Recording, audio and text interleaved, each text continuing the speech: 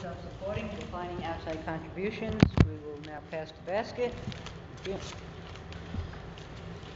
This is a weekly STEP meeting. Our format is as follows. A speaker is asked to talk for 25 to 30 minutes on the STEP of that week, followed by discussion or questions until 7 p.m.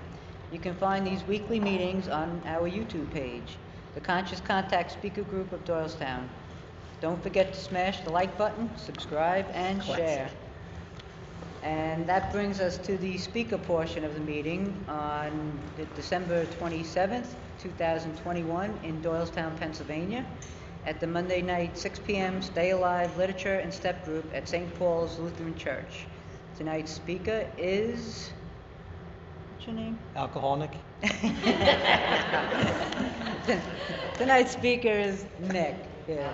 And he'll be sharing his experience on, he's going to surprise us. Yeah. Okay, it's so a big surprise. Let's welcome Nick. My name's Nick, I'm an alcoholic. Hey. I'm grateful to be here. I'm gratefully clean and sober, and thank you all for being here. Thank you for the opportunity. You know, and no matter how many times I've done this, I always get a little you know, bunched up and nervous. Because my brain starts to go right away, like I want to say something that has good value and meaning, and like, you know, I want to quote the book, and like I have this already have like these expectations. So I just try to close my mind and just I'll just try to speak from the heart, you know, and so thank you. So thank you for that. Step 12. Well, it only took me about 4 or 5 years in AA to learn that the steps coincide with the months. You know, and that's something that it's pretty cool. I read that daily reflection still to this day, every day, and it's just, you know, it has so much meaning and value in my life. But the steps can be applied. You know, it doesn't matter really what month it is. You can apply, you know, every step every day. Is what I was taught.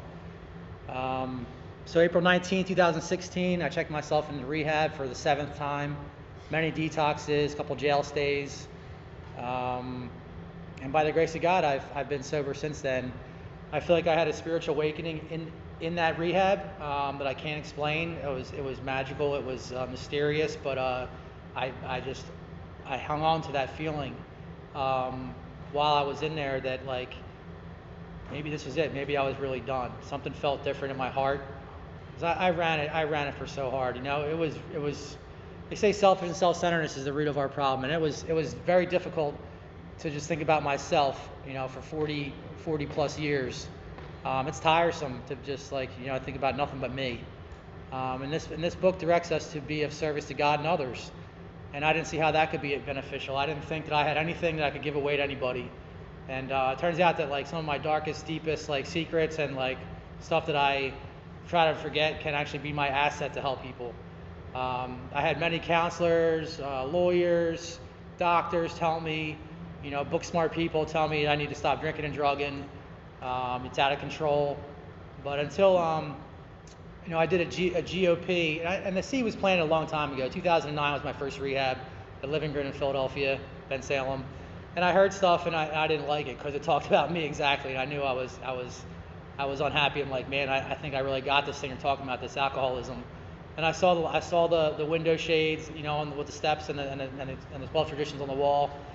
And I saw this blue book being passed around, and I said, there's no way this can be your solution. This can be the remedy to my drinking and drugging problem.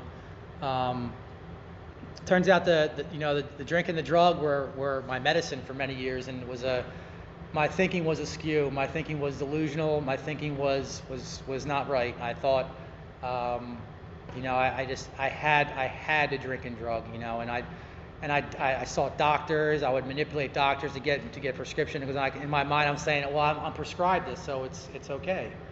The insanity of this thing, and it's something myself I can never forget the lengths I would go to stay on, and the people that got in my way that I harmed. It's a constant reminder on a daily basis, just going through life on a daily basis and seeing things that remind me of what I used to do, like the lengths I'd go to, the insanity of it. And right now I was asked to stay with my parents. We have some my grandparents staying there, and I live around a house filled with anger and resentment. Thankfully, I do have a quiet place of solitude Not isolation, solitude, big difference there. To go, quiet my mind.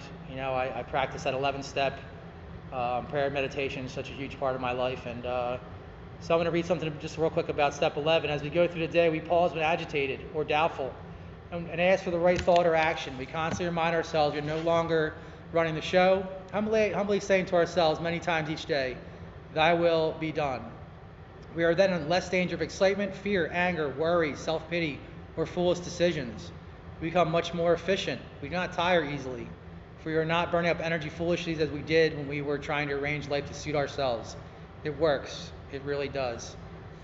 We alcoholics are undisciplined, so we let God discipline us in the simple way we have just outlined. But this is not all. There is action and more action. Faith without works is dead. The next chapter is entirely devoted to step 12.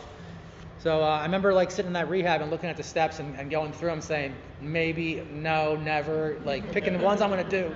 I'm like, all right, cool, I did the steps. In my mind, I didn't realize it was a thing you did with somebody, and you go through the book and learn, and then you share that with others. And so right off the bat, I was I had my own ideas of what AA, of what it was. I just thought if I just put the plug in the jug, or I stopped doing hard drugs and just left it alone, I'd be okay. And we talk about it all the time. The problem isn't the drinking and drug. The problem with sobriety. I do not like myself when I'm sober, and our book talks about finding a sufficient substitute. I was not willing or open-minded enough to even accept that there would be another way to live without a drink and a drug. I just thought that my life was over. I was sentenced to AA, NA, CA. I tried them all. I was lost. I had no idea. And that was okay. That was just part of my learning experience. And my first sponsor was in CA, and I chose him because he was cool, had a lot of tattoos, played in a punk rock band, was down in Philadelphia, and I chose him by appearance. But I noticed that he did have a book on him all the time. I'm like, I wonder what that's all about. It's kind of weird. But he said, well, can you meet me half hour before the meeting? I'm like, half an hour? Isn't that a little early to go to the meeting? I just want to show up and hide in the corner. And he said, and then we're going to go in my car. I'm like, all right, now this is really getting weird. I'm go in the car with this guy. But he pulls his book out, and he's like, we're talking, he's like, what's your relationship with God? I'm like, well, I was Catholic, I have an idea of what my conception of God. I didn't know. My God to me was a judgmental, punishing, a God that would put me in purgatory or hell if I wasn't, repent my sins and live a certain type of way. And we really didn't get too much into it, but he was trying to move me quickly through this stuff. And we read a little bit, and we tried to just go through 1, 2, 3 pretty fast. I didn't know what we were doing. And then he hands me some worksheets, and he says, I want you to go home and write this inventory. And I was like, I just laughed at myself. I'm like, there's no way I'm doing this. I can already tell. So I filed that in my drawer with all my rehab stuff and just tucked it away, and that was about as far as I went with step work. And he'd call and he'd text and he'd call and I'd blow him off. And now I know that same feeling when I watch guys who struggle and don't pick the phone up and call and just stay in touch. I've done the same thing to many men, so I know what that feels like now. But that's okay. So that was my one experience in the beginning of someone really trying to walk me through this process of the steps, and I just wasn't having it. In my heart, I was not done. So there was little or no hope of me really recovering. They told me things like, get out to a meeting right away after your first rehab. Put your hands up, say you're new, you need help, you're dying. This is stuff they would tell me in my first rehab, and I was like, man, that's a little much, isn't it? Because I'm in rehab, and as the fog starts to wear off, that mental blank spot kicks in, and I forget about all that pain. Because I start to feel a little better physically, and I'm like, well, I'm good. I'm good. And I get out and I do nothing that they ask of me. I don't get to a meeting right away. I don't ask for help. I don't look for a sponsor. I don't find a home group. All those simple things they tell us to do. I just never did it. So for about 7 years, I was, in my heart and mind, I knew I should stop. It was out of hand, but I just couldn't do it. Nor was I done. So, my spiritual experience, awakening, was in the form of pain and suffering. So broken and beaten that I was begging God for mercy. a God that I would just like call upon when I needed help, when I wanted, like, you know, when I saw the red and blue lights in the rear view, or, you know, if something wasn't going my way, I'd beg God, oh, I'll never do that again. I'm making deals with God. This time it was like from my heart, like, God, please, can you please make this end? Like, I'm dying. I cannot do this anymore. There was a difference there. Something inside me was serious about this for once. I broke down in that rehab. I shed some layers with some counselors in there who were. This woman was tough. Was one of the toughest ones in there, and you know, and I broke down and cried with this woman, and you know, and I was doing some journaling, which I never did before. New things were happening, and this is stuff they were telling you for years to do. You got to get this stuff, cause and conditions, talk about some things that you're sitting on that's keeping you ill. Reasons why I thought were my artillery to drink and drug. You know, if you had my problems, if you had what happened to me, friends, relationships, family, circumstances, I need this medicine. I need to drink and drug. You know, it was a beautiful thing. She gave me her 5-year coin, and she said, Nick, I've seen enough of you in here, please. It was my 5th time in Penn Foundation, and she's like, please, can you just give this back to me in 5 years?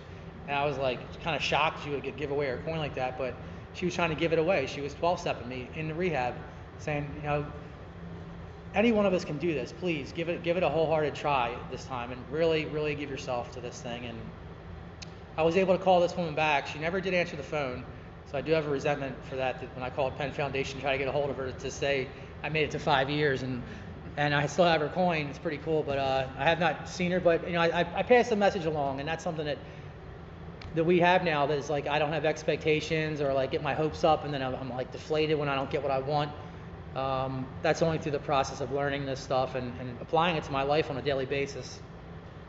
I remember when a young guy, when I was in a recovery house for many years, and he asked me to be his sponsor, and I got a little nervous, and it was like the first time somebody asked me, you know, on the big date, the big dance, and I said, I got to call my sponsor first to ask, and you know, and I'm laughing now because, you know, we just say yes, because you know, it takes a lot of courage and a lot of, you know, awkwardness to ask somebody to be your sponsor, and the last thing you want to do is say, well, let me go ask somebody else before I, you know. So now I do not hesitate. One guy I asked him to be my sponsor years ago.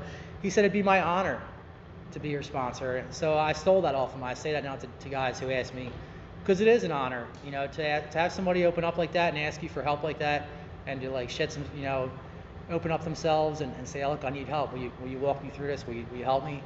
And so the last thing I do is like, you know, knock them down when they're low like that. So that was a cool thing, and I was able to take a few guys through the steps.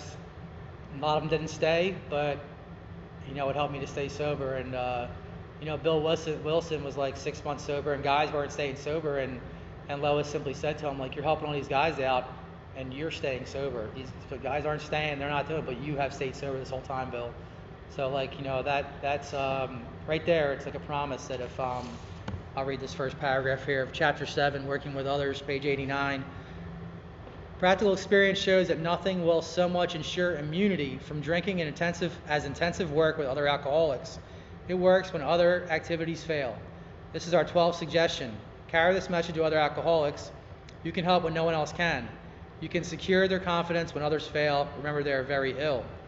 Life will take on new meaning. To watch people recover, to see them help others, to watch loneliness vanish, to see a fellowship grow up about you. You have a host of friends. This is an experience you must not miss. We know you will not want to miss it. Frequent contact with newcomers and with each other is a bright spot of our lives.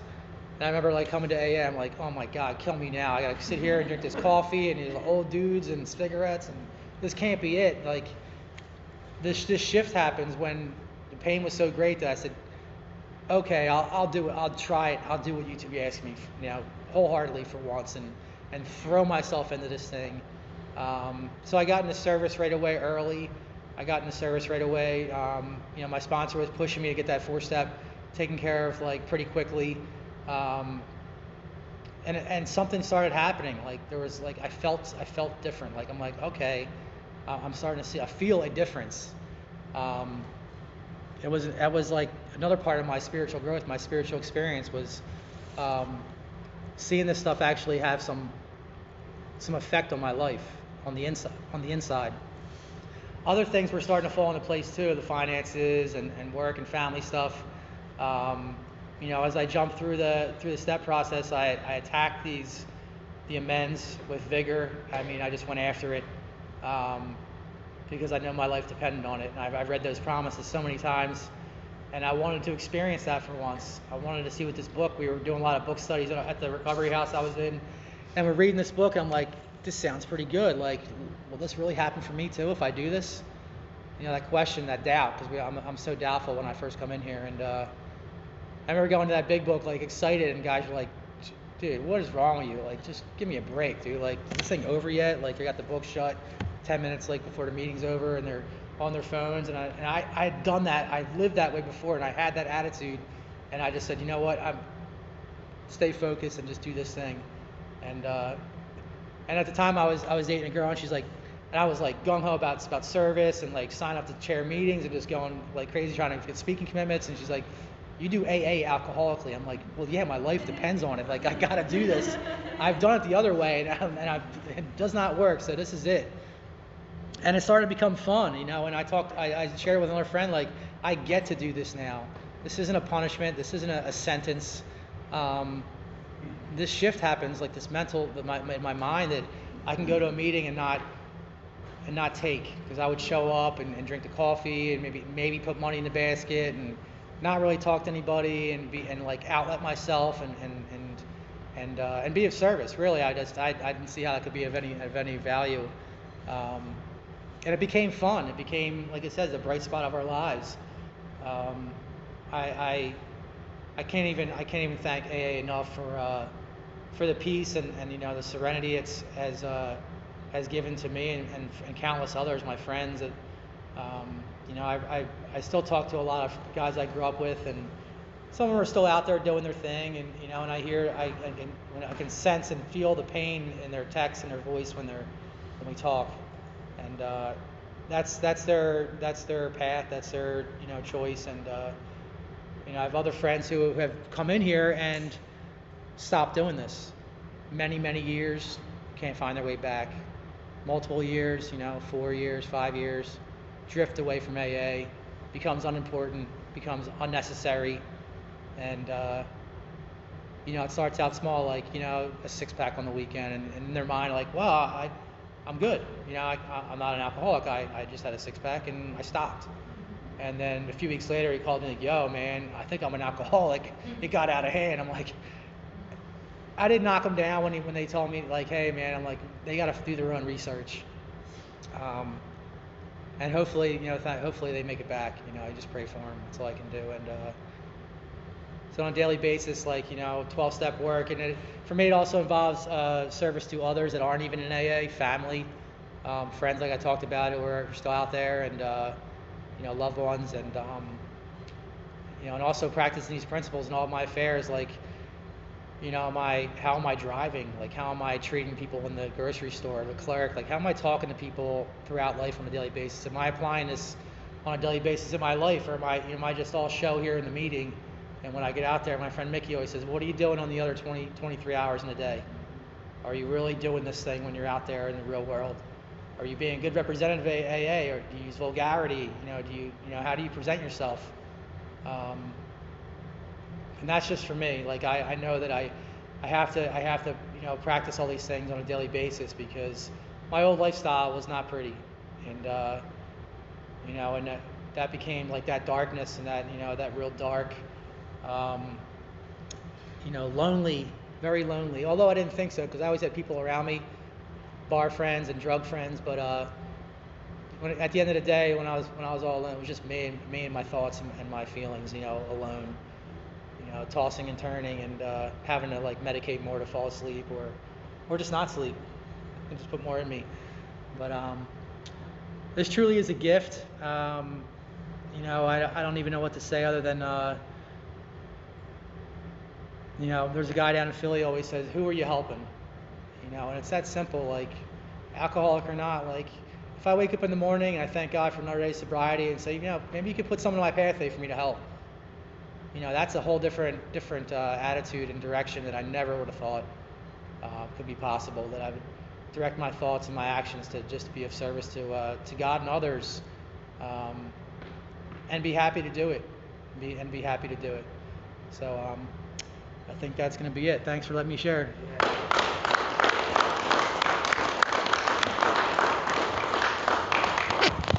Thank you, Nick. Appreciate you speaking. Please limit your sharing to 3 minutes. Please keep your shares related to the step. If you are drinking or if you've had a drink today, please see me or speak to someone after the meeting. We ask that you please refrain from